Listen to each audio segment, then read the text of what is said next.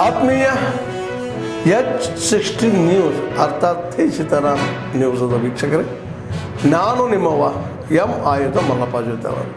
ತಾವು ಈಗ ಸುದ್ದಿಗಳ ಲೋಕಕ್ಕೆ ಎಂಟ್ರಿ ಹೊಡಿತಾ ಇದ್ದೀರಿ.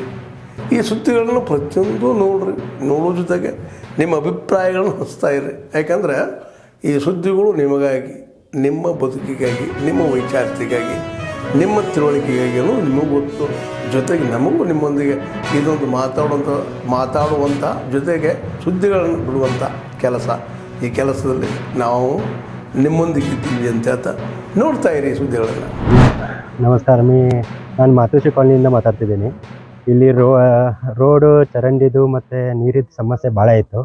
ಆ ಸಮಸ್ಯೆನ ಹೋಗಿ ನಮ್ಮ ಸನ್ಮಾನ್ಯ ಶ್ರೀ ರಾಜು ಶೇಖ್ ಸಾಹೇಬ್ರಿಗೆ ಹೇಳಿದ್ಮೇಲೆ ಅವ್ರು ಬಂದು ಫೆಬ್ರವರಿ 1ನೇ ತಾರೀಕು ಬಂದು ಇಲ್ಲಿ ನೋಡಿ 1 ತಿಂಗಳಲ್ಲಿ ಎಲ್ಲ ರೀತಿಯ ಸೌಕರ್ಯ ಕೆಲಸಗಳನ್ನ ಸ್ಟಾರ್ಟ್ ಮಾಡಿದ್ದಾರೆ. ಇನ್ನು ರೋಡು ಗಟ್ರು ಒಂದು ಬಾಕಿ ಇದೆ, ಅದು ಆಲ್ಮೋಸ್ಟ್ ಇನ್ನೊಂದು 2 ತಿಂಗಳಲ್ಲಿ ಮುಗಿಯುತ್ತೆ. ಈ ಎಲ್ಲ ಕೆಲಸ ಇಷ್ಟು ಬೇಗ ಮಾಡಿಕೊಟ್ಟಿದ್ದಕ್ಕೆ ಅವ್ರಿಗೆ ನಮ್ಮ ಕಾಲನಿ, ಮಾತೃಶ್ರೀ ಕಾಲನಿ, ರಾಮತೀರ್ಥ ಕಾಲನಿ, ಸಂಗಮ್ ಗಲ್ಲಿ ಮತ್ತು ಅನ್ನಪೂರ್ಣವಾಡಿಯಿಂದ ಎಲ್ಲರೂ ಇಲ್ಲಿರೋ ಸ್ಥಳೀಯ ಜನರಿಂದ ನಾವು ಧನ್ಯವಾದ ಹೇಳ್ತೀವಿ. ಆಚರಿಸುವಂತ ಒಂದು ಸಮಾರಂಭ ಎನ್ನುವಂಥದ್ದು ಇಲ್ಲಿವರೆಗೂ ನಡೀತಾ ಇತ್ತು. ಆದರೆ ಇದನ್ನ ಕರ್ನಾಟಕ ಸರ್ಕಾರದವರು ಇದನ್ನೊಂದು ಯೂನಿವರ್ಸಲ್ ಆಗಿ, ಅಂದ್ರೆ ಸಾರ್ವತ್ರಿಕವಾಗಿ ಇದೊಂದು ಆಚರಣೆಯನ್ನ ಮಾಡಬೇಕು ಎನ್ನುವಂಥ ಕಾರಣಕ್ಕಾಗಿ ಮಾಡಿರುವಂಥದ್ದು. ಕರ್ನಾಟಕ ಸರ್ಕಾರಕ್ಕೆ ಈ ಒಂದು ಉಪಕ್ರಮಕ್ಕಾಗಿ ಅವರನ್ನ ನಾನು ಅಭಿನಂದಿಸ್ತೀನಿ. ಮತ್ತು ಇಂಥದ್ದೊಂದು ಸ್ತುತ್ಯಾರ್ಹ ಕಾರ್ಯಕ್ರಮವನ್ನು ಕೊಟ್ಟಿದ್ದಾರೆ. ಖಂಡಿತವಾಗಿ ಕರ್ನಾಟಕ ಘನ ಸರ್ಕಾರಕ್ಕೆ ನಮ್ಮ ಸಮಾಜದ ವತಿಯಿಂದ ಒಂದು ದೊಡ್ಡ ಕೃತಜ್ಞತೆಗಳನ್ನ ಸಲ್ಲಿಸೋದಕ್ಕೆ ಇಷ್ಟಪಡ್ತಾ ಇದ್ದೇನೆ. ಇಲ್ಲಿ ಮುಖ್ಯವಾಗಿ ನಾವು ಗಮನಿಸಬೇಕು, ಏನೇನೋ ವಿಷಯಗಳನ್ನ ಹೇಳ್ತಾ ಇವತ್ತು ಮಾಂತೇಶಣ್ಣ ಕಲ್ತ್ಕೊಳ್ತವರು ಒಂದು ಮಾತನ್ನು ಹೇಳಿದರು.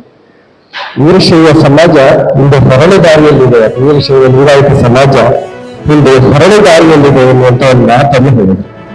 ಅದೇನು ಹೊರಳಿ ದಾರಿ? ಹೀಗಿದ್ದಾಗ ನಾವು ಯಾವುದನ್ನ ಇಲ್ಲಿಯವರೆಗೂ ಅಂದ್ರೆ ಒಂದು ಸಮಾಜವನ್ನ ಹೇಗೆ ಸಂಘಟಿಸಬೇಕು ಎನ್ನುವಂಥದ್ರಲ್ಲಿ ಬಹಳಷ್ಟು ತಪ್ಪಿದೀವಿ ಅಂತ ಅನ್ನಿಸ್ತಾ ಇತ್ತು. ಅವರ ಮಾತಿನಲ್ಲಿ ಕಳಕಳಿ ಇತ್ತು.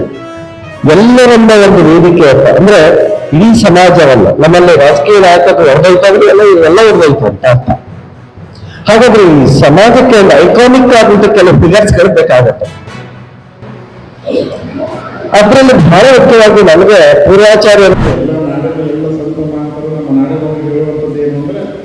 ನಮ್ಮ ವೀರಶೈವ ಲಿಂಗಾಯತರಾಗಿರುವಂಥವ್ರಿಗೆ ಹಸ್ತವರ್ಣ ಹೆಂಗೆ ಪಂಚಾಯತ್ ಸುಭದ್ರವಾಗಿ ಆತ್ಮಬೇಕು ಅನ್ನುವಂಥದ್ದನ್ನು ನಮ್ಮ ಹಿಂದಿನವರೆಲ್ಲರೂ ಹೇಳ್ಕೊಂಡು ಬರ್ತಾರೆ.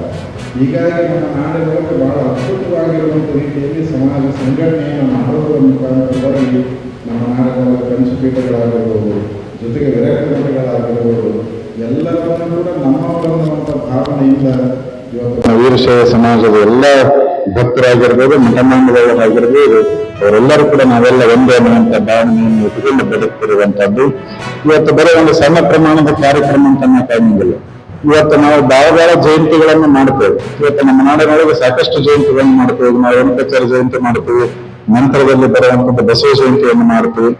ಬಹಳಷ್ಟು ವೀರಶೈವ ಲಿಂಗಾಯತ ಧರ್ಮದವರು ಯಾರು ಬಸವಣ್ಣನವರನ್ನ ಬಿಟ್ಟಿಲ್ಲ, ಯಾರು ರೇಣಕರನ್ನ ಬಿಟ್ಟಿಲ್ಲ. ಇದು ಬಹಳ ಚೆನ್ನಾಗಿ ನಮ್ಮ ಸಮಾಜದ ಬಾಂಧವರು ಅರ್ಥ ಮಾಡ್ಕೊಳ್ಬೇಕು. ಇವತ್ತು ನಾವು ಭಾವಚಿತ್ರದ ಮೆರವಣಿಗೆಯನ್ನು ನೀಡಿದ್ವಿ. ಆ ಭಾವಚಿತ್ರದ ಮೆರವಣಿಗೆಗಳು ಬರೀ ರೇಣುಕರ ಕೂಟ ಮಾತ್ರ ಇಲ್ಲ, ರೇಣುಕರ ಭಾವಚಿತ್ರ ಮಾತ್ರ ಇಲ್ಲ, ಅಲ್ಲಿ ಬಸವಣ್ಣನವರನ್ನು ಕೂಡ ಜೊತೆಗೂಡಿಸಿಕೊಂಡು ಏನು ಅಂತಂದ್ರೆ ನಾವೆಲ್ಲರೂ ಒಂದು ಎನ್ನುವಂಥದ್ದು, ನಾವೆಲ್ಲ ವೀರಶೈವರು ಒಂದು ಎನ್ನುವಂಥದ್ದು ರೇಣುಕರು ಹೇಳಿದ್ದು ನಮ್ಮ ಒಳ್ಳೆಯದಕ್ಕ ಬಸವ. ಆತ್ಮೀಯರೇ, ಎಲ್ಲ ಸುದ್ದಿಗಳನ್ನು ನೋಡಿದ್ರಲ್ಲ, ಏನು ಅನಿಸ್ತು ನಿಮಗೆ? ಇದರಲ್ಲೇ ನಿಮ್ಗೆ ಲೈಕ್ ಆಗಿರ್ಬೋದು, ಡಿಸ್ಲೈಕು ಆಗಿರ್ಬೋದು, ಕಾಮೆಂಟ್ ಬೇಡಪ್ಪ ಅಂತೂ ಅನಿಸಿರ್ಬೋದು, ಕಾಮೆಂಟ್ ಮಾಡಬೇಕಪ್ಪ ಅನಿಸ್ಬೋದು, ಶೇರ್ ಮಾಡಬಾರ್ದಪ್ಪ ಅನಿಸಿರ್ಬೋದು, ಅದು ಮಾಡಬೇಕು ಅನಿಸಿರ್ಬೋದು.